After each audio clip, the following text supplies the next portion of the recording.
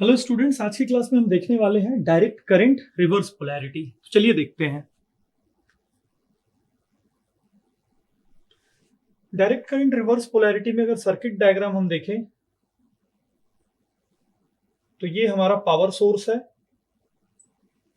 Power source से एक terminal हमारा वर्कपीस से कनेक्टेड है और दूसरा टर्मिनल हमारा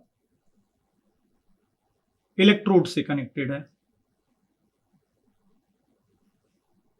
ये हमारा इलेक्ट्रोड हो गया।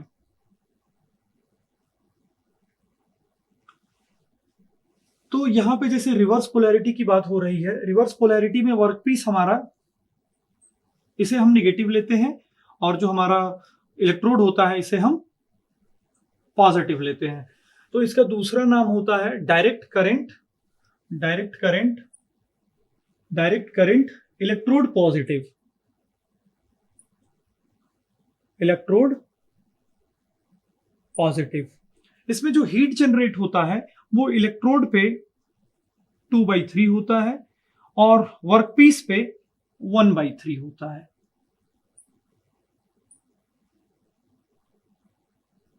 जब वर्क प्रोड्यूस होती है तो जो हीट जनरेट होता है वर्कपीस पे, जितना भी टोटल हीट होता है उसका 1/3 वर्कपीस पे होता है और 2/3 हमारे इलेक्ट्रोड पे होता है।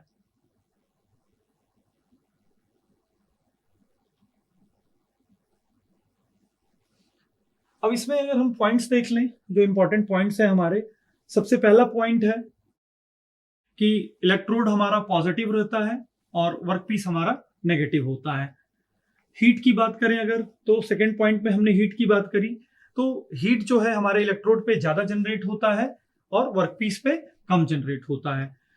Normally direct current reverse polarity जो सिस्टम है हमारा, जो वेल्डिंग प्रोसेस है, इसमें नॉर्मली हम लोग लेस थिकनेस मटेरियल्स को वेल्ड करते हैं। Less thickness materials,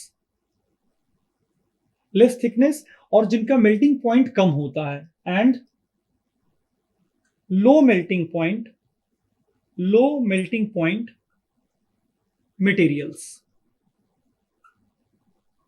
low melting point materials. अगर पेनिट्रेशन की बात करूं तो पेनिट्रेशन कम होता है। यहां पे वर्कपीस के अंदर पेनिट्रेशन कम होता है। कैसे बताते हैं?